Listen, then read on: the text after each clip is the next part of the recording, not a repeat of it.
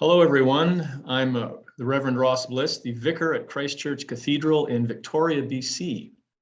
With me today is Maureen Applewhaite. She's a member of our cathedral community. She also participates on our reconciliation committee and is also a member of our local Aboriginal neighbors. Good morning, Maureen. Hello. We're here to talk today about the Orange Shirt Day that's coming up. If you're watching this, we recorded this on, what is today? It's September 23rd. There you go, 23rd. So it's about a week away. I think I'd like to begin by asking you, Maureen, a lot of people wonder about the origins of the Orange Shirt Day and how it became a national, a designated national event. So maybe you can tell us a bit about that. Well, Orange Shirt Day started in the Caribou at a residential school reunion, apparently in 2013. And at that time, Philip Webstad was the lady with the orange shirt, and she shared her story of having her sparkly orange shirt taken away from her when she went to residential school at age 6. And this is when she arrived at St. Joseph's Mission residential school near Williams Lake. And later, in 2017, Eddie Charlie from Cowichan and Kristen Spray started Orange Shirt Day at Camosun College. And they then later approached a Victoria Member of Parliament, Murray Rankin, and to have Canada officially recognize Orange Shirt Day on September the 30th. Those are the kind of beginnings. But the schools themselves began in 1831. And the last residential school, Gordon's School in Punachie, Saskatchewan, closed in 1996. It's hard to believe, isn't it? It's not that long ago. And interestingly enough, this school was located north of my parents' farm in Saskatchewan, but I don't ever remember anyone speaking about it. It's very strange. Wow. That is something. It also is interesting how it connects now. It's become a much wider consciousness, or we're hoping it to anyway. What can you tell us about how this ties into something like the Truth and Reconciliation movement, or other wider national level things? What's happening there? Well, interesting, at the TRC, Truth and Reconciliation 2013, Aboriginal neighbors through the Anglican Healing Fund helped arrange travel subsidies for the survivors, and it provided funds for them to travel to the TRC in Victoria and Vancouver. And there we heard the stories of the lost children over and over again. But there was never much mentioned in the press, which was surprising. And since the graves were found in Kamloops, I guess Canadians can no longer say that they didn't know. And I remember particularly speaking to a lady from Lanceville who went to Cooper Island School. She said, and I can still remember this, I listened to some of the stories, but I could not tell mine. I will remember the time to my grave. It just really spoke to my heart. So at that TRC in Vancouver and Victoria, that's where we heard the stories of the lost graves, lost children. So we'll see what happens with that as it goes along across Canada, I guess.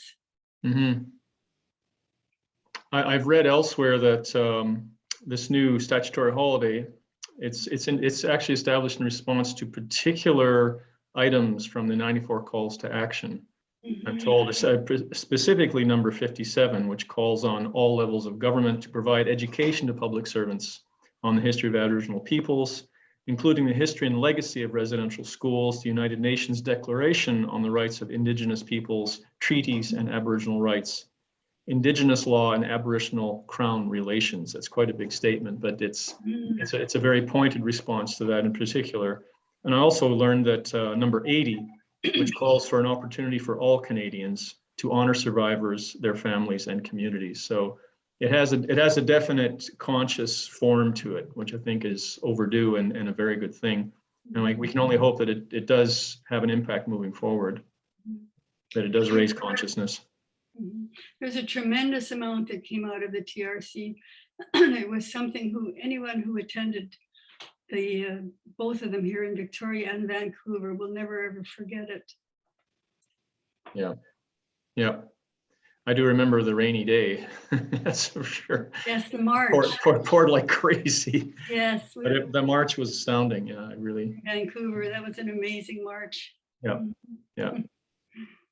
Well, speaking of events and gatherings, there are, I suppose, a number of things happening on September 30th in our own realm here.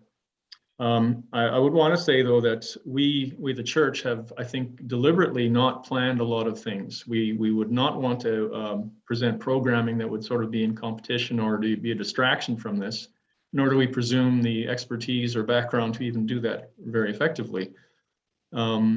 I think, if I can quote our diocesan vision animator, we're taking a supportive posture and not wanting to take up space from Indigenous-led events for remembrance and mourning. So I think that's quite appropriate. Looking forward, though, we are planning a series of workshops in November at some point, responding to there's a document now available called Racist BC or something like that. It's a document with a section on Indigenous issues, but it's broader than that, but it's something we would like to study and invite facilitators to help us discuss it. But that'll be in November. So there are things planned, but not for this day in particular. And we're encouraged to go and participate and learn ourselves, learn from it. And you want to tell us a bit about what's actually going on here? What's the event here?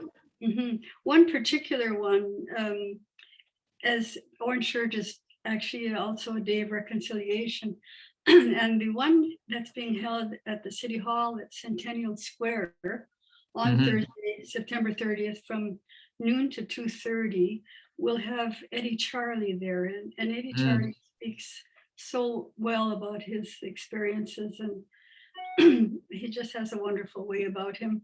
And there will be a blessing and speakers and a flag raising.